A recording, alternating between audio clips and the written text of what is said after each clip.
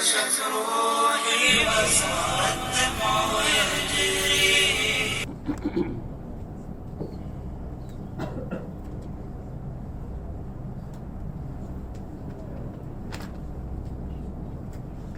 بسم الله الرحمن الرحيم.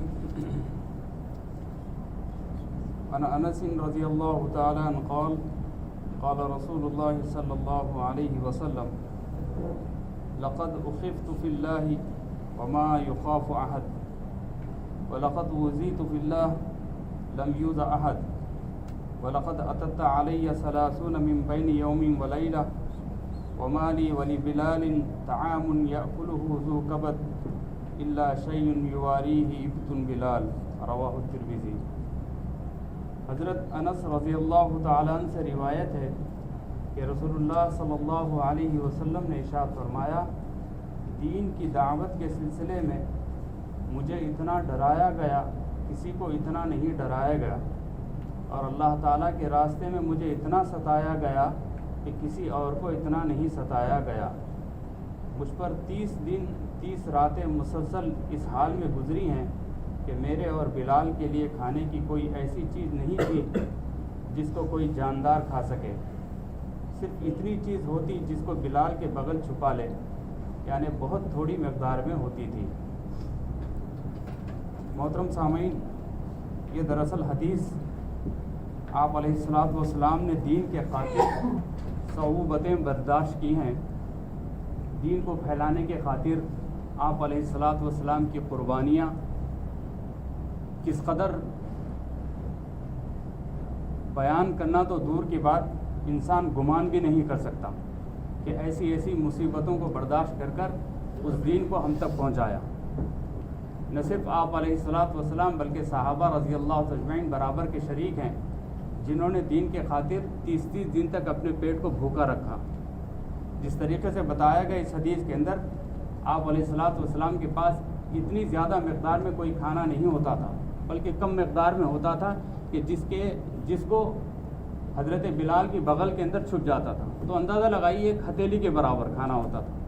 تو ایک ایک کھجور کے اوپر سارے صحابہ 2 3 صحابہ کھا لیا کرتے تھے.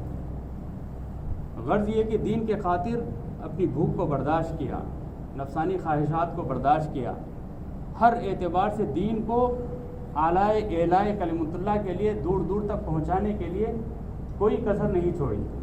لیکن میرے عزیز دوستو، آج حال دیکھ لیجیے ہمارا. ہم بھی الحمدللہ توحید کے گنگانے والے ہیں، رسالت کے گنگانے والے ہیں، اور قرآن پر یقین لانے والے ہیں، احادیث کو ماننے والے ہیں. لیکن ہمارا جو عمل قرآن کے ساتھ ہو یا حدیث کے ساتھ ہو یا سنتوں کے ساتھ ہو یا اور اعمال کے اعتبار سے کیوں نہ ہو، بالکل کمزور ہے. ہمارا دعویٰ تو بہت بڑا ہے لیکن عمل بالکل کوڑا ہے. ہر انسان اپنے گریبان کے اندر منہ ڈال کر دیکھ سکتا ہے کہ میں کس قدر اللہ کو راضی کر رہا ہوں اور میں کس قدر اسلام کے اوپر پورے کا پورا اترتا ہوں. پوری زندگی کو چھان لیجیے آپ، جب سے بچپن سے لے کر اب تک جس عمر کے اندر بھی آپ بھی ہیں یا میں بھی ہوں، تو ہم اندازہ لگا سکتے ہیں کہ ہم آیا اللہ کو راضی کر رہے ہیں یا خانہ پوری کر رہے ہیں. جس طریقے سے ایک بچے کو ایکسرسائز دیا گیا کہ فل ان دا بلینکس. اب ایسا نہیں ہے کہ نمازیں ہم برابر پڑھ رہے ہیں، لیکن آیا یہ نماز میری قبول ہو رہی ہے یا نہیں، اس معیار پر اتر رہی ہے یا نہیں کہ جس معیار کو اللہ کے نبی صلی اللہ علیہ وسلم نے لے کر آیا تھا، جس معیار کو لے کر صحابہ رضی اللہ اجمعین نے اپنی زندگی گزاری تھی. آیا وہ نماز میری وہ پختہ وہ اللہ کو میری ضرورت کو پوری کرنے والی ہوتی ہے یا نہیں؟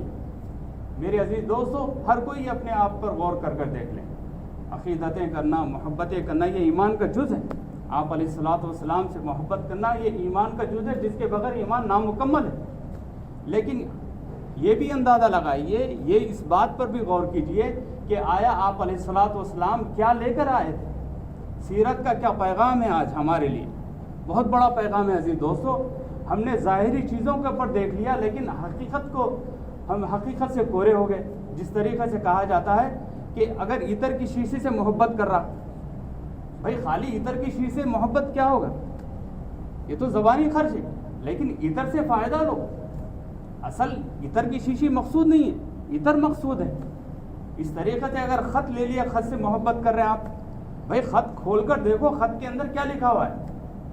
صرف اس طریقے سے بند کتاب سے محبت کر رہے ہیں, اس کے دعوے کر رہے ہیں, لیکن بھائی یہ بھی تو دیکھو کہ کتاب کے اندر لکھا کیا ہے, کیا کیا چاہ رہے ہیں اللہ کے نبی صلی اللہ علیہ وسلم. تو میرے عزیز دوستو, آج ہماری محبتیں بالکل ظاہری طور پر ہیں, اللہ معاف کرے, لیکن عزیز حقیقت تو دیکھا جائے کہ آج محبت کے نام پر, عقیدت کے نام پر ہمارا ہی گروہ, ہمارے ہی مسلمان بھائی جو ناخواندہ ہیں, جن باتوں سے ناواقف ہیں, بڑے بڑے کیک کاٹ رہے ہیں.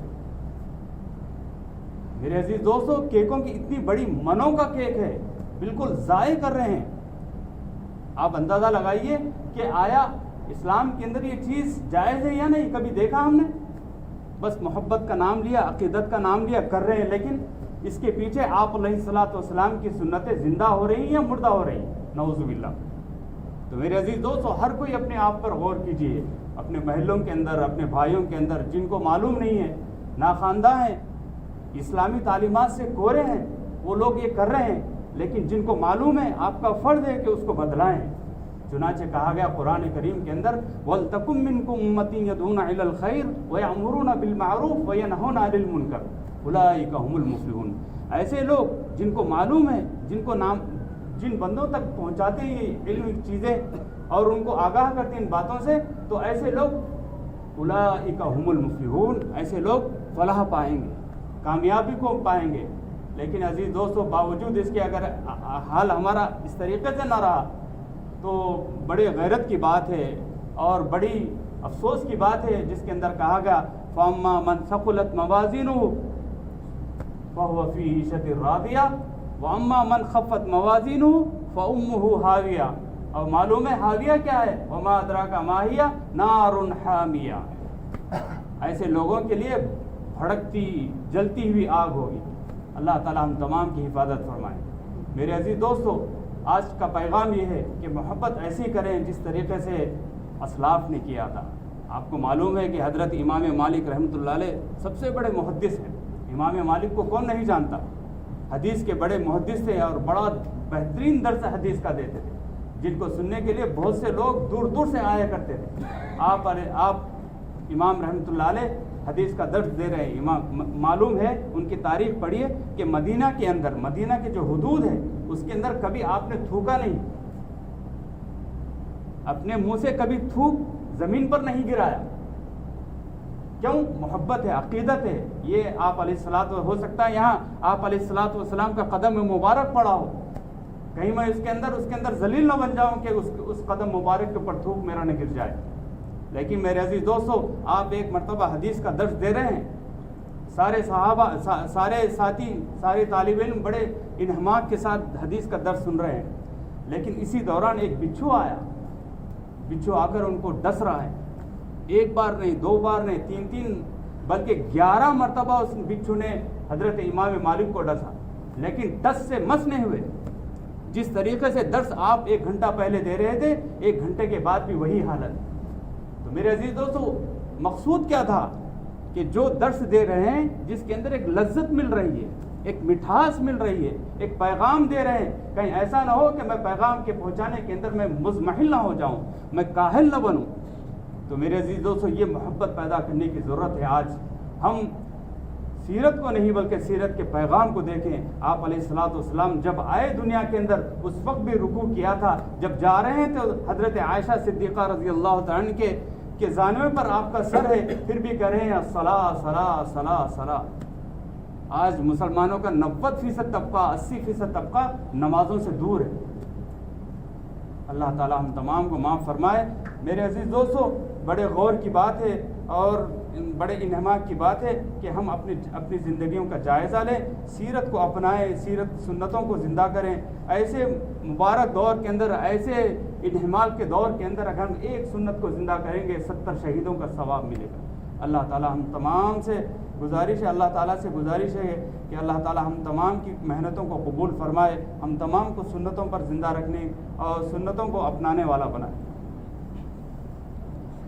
اللهم صل على محمد وعلى آل محمد وبارك وسلم. ربنا آتنا في الدنيا حسنة وفي الآخرة حسنة وقنا عذاب النار. ربنا فاغفر لنا ذنوبنا وكفر عنا سيئاتنا وتوفنا مع الأبرار. اللهم أرنا الحق حقا وارزقنا اتباعه وأرنا الباطل باطلا وارزقنا اجتنابه. وصلى الله تعالى على خير خلقه محمد وعلى آله وصحبه أجمعين والحمد لله رب حينما رددت يا رب العباد وانتشت روحي